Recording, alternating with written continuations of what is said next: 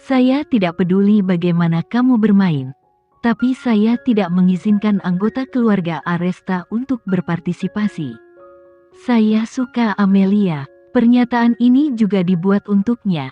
Tetapi Maya adalah cucu perempuan saya, dan saya membuat rencana untuknya.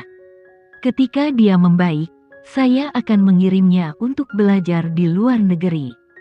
Saya sudah membuka jalan ke sana. Selama dia patuh, jangan sia-siakan usahaku, masa depannya akan cerah dan indah. Maya sudah dimanja sejak kecil, dan pasti tidak akan terbiasa dengan segala macam hal saat pergi ke luar negeri. Bagaimana dia bisa hidup dengan indah dan nyaman di ibu kota Makassar? Risti merasa wanita tua itu sengaja memisahkan ibu dan putrinya.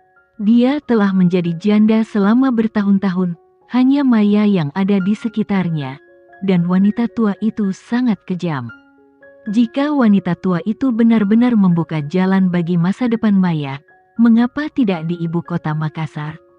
Mengapa kamu tidak ingin membiarkan Maya menikahi Henry, menjadi menantu dari keluarga Mahendra, dan menjadi nyonya keluarga Mahendra di masa depan? Risti menjawabnya, "Bu, kita tidak punya ruang untuk membahas masalah ini, bukan? Johan akan kembali besok." Nyonya Dina berkata. Risti menjawab, "Bu, apa yang kamu bicarakan? Apakah Johan akan pulang besok?" Nyonya Dina mengangguk. "Ya, Johan menelepon dan akan kembali besok." Yang Risti pikirkan di kepalanya adalah tipe wanita yang disukai Johan, dan dia ingin mendandani dirinya seperti tipe yang dia suka. Johan akhirnya kembali. Dia ingin memanfaatkan kesempatan ini untuk berdamai dengan Johan. Faktanya, dia tidak mendapatkan bantuannya selama bertahun-tahun, jadi dia tidak memiliki apa-apa. Kali ini, suara Nyonya Dina tiba-tiba terdengar. "Kali ini Johan akan menceraikanmu begitu dia kembali.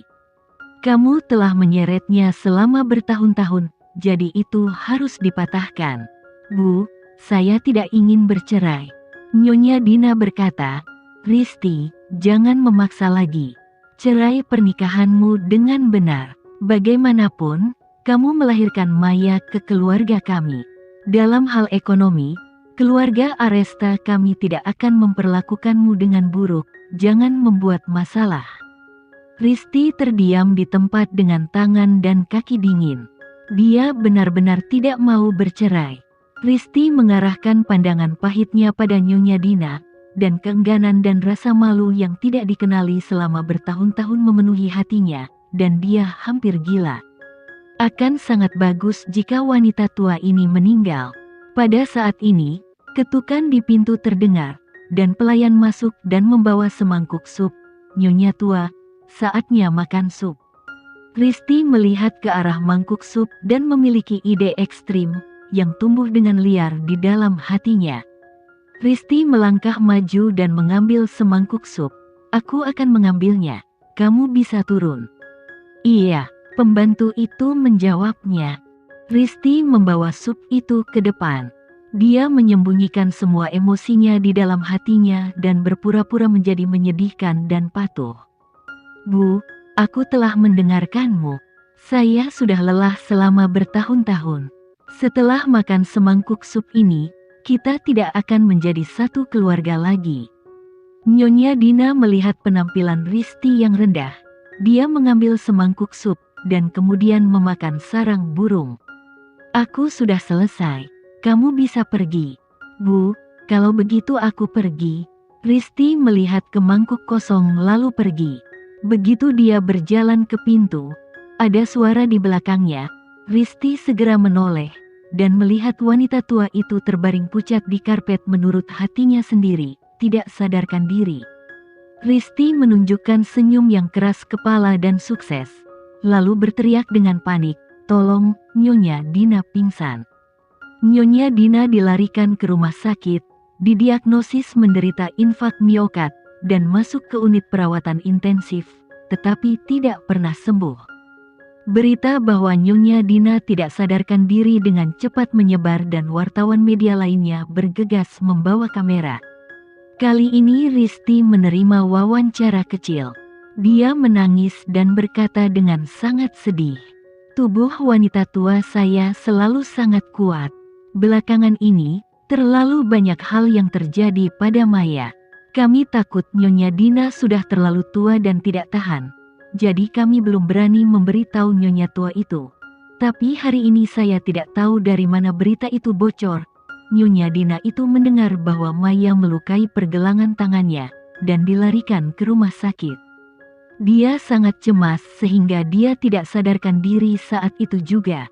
Sekarang dokter mengatakan situasinya tidak optimis, dan dia tidak tahu kapan Nyonya Dina akan bangun." Risti menyalahkan Amelia atas insiden Nyonya Dina. Sekarang kejahatan Amelia semakin buruk, dan semua orang kesal. Amelia ini sangat berbahaya. Maya hampir bunuh diri dengan melukai pergelangan tangannya. Sekarang Nyonya Dina itu khawatir cucunya juga akan pergi ke rumah sakit. Kurasa Amelia ini akan menghancurkan keluarga Aresta. Setelah wawancara, Risti menemaninya ke unit perawatan intensif. Nyonya Dina dalam keadaan koma, dan monitor detak jantung di sebelahnya tidak terlalu bagus. Saat ini, Maya bergegas ketika dia mendengar suara itu. Dia sama sekali tidak merasa sedih ketika melihat neneknya sendiri tidak sadarkan diri, tetapi dia lega. Berpikir tentang cintanya pada Amelia, Maya bertanya kepada Risti dengan suara rendah, "Bu, bagaimana kamu melakukannya?" Risti membuat isyarat, "Diam. Ini aman dan tidak ada yang akan menyadarinya." Tentu saja, mulutnya sangat rapat dan dia tidak ingin membahas masalah ini. Maya mengangguk dengan jelas, "Bu, ayo pergi, nenek punya pengasuh di sini. Kamu ikut denganku, aku takut sendirian." Risti hanya berpura-pura, dan sekarang wartawan media sudah pergi. Tentu saja dia tidak akan menemani wanita tua itu. Dia sangat membenci wanita tua itu. Risti membawa Maya keluar, tapi begitu mereka meninggalkan rumah, dua sosok berjalan di depan mereka. Di depan adalah seorang yang sangat tampan dan bangsawan. Johan telah kembali. Nyonya Dina berkata bahwa Johan akan kembali besok, tetapi Johan sudah pulang malam ini.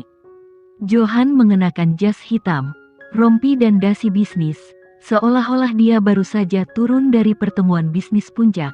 Wajahnya sangat tampan, dia berjalan dengan penuh semangat. Keturunan bangsawan membuatnya terlihat tidak terjangkau dan acuh tak acuh. Langkah kaki Risti tiba-tiba berhenti. Dia tidak menyangka Johan akan kembali pada malam hari. Sekarang sosoknya terlihat sangat kuat, menyebabkan jantungnya tiba-tiba berdetak kencang. Maya pun melihat Johan, ia langsung megap-megap kaget dan langsung berlari, "Ayah!" Maya bergegas ke pelukan Johan. Dia mengulurkan tangannya untuk menangkap Maya, dan kepelukan Johan bertingkah seperti bayi.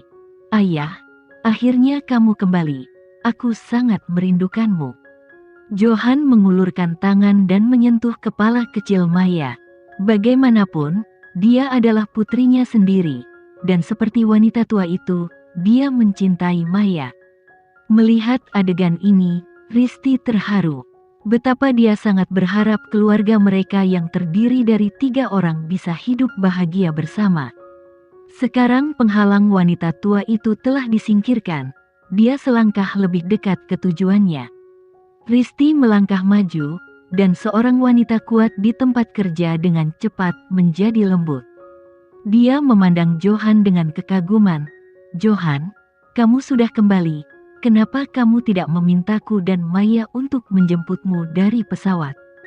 Johan melepaskan Maya, dia menatap Risti dengan samar, "Tidak perlu." Itu masih sikap acuh tak acuh menolak orang yang jauhnya ribuan mil. Setelah bertahun-tahun, wajah Risti menjadi pucat, dan keseluruhan orang menjadi sedikit kaku. Kali ini, Johan menarik kakinya dan masuk ke unit perawatan intensif untuk menemui Nyonya Dina. Tapi, kepala pelayan pribadi Johan menghentikan Risti. "Maaf, Nyonya, kamu tidak bisa masuk." "Mengapa saya tidak bisa masuk?" Risti sedikit panik. "Saya akan masuk dan memberitahu Johan tentang situasi wanita tua itu." "Tidak, ibunya ada di sini, dan tuannya akan memahami situasinya," kata kepala pelayan secara resmi. Risti menoleh, dan ibu yang pintar dan cakap di samping Nyonya Dina benar-benar datang. Dia melihat Risti dan kemudian pergi ke unit perawatan intensif. Risti hanya bisa berdiri di luar. Dia tidak tahu apa yang dikatakan di dalam. Dia tidak meninggalkan pegangan atau cacat apapun. Seharusnya baik-baik saja.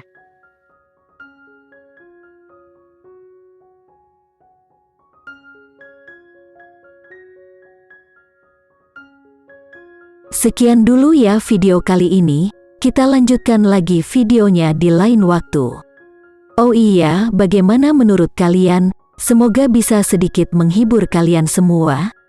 Untuk teman-teman yang baru nonton, jangan lupa subscribe ya, hehehe.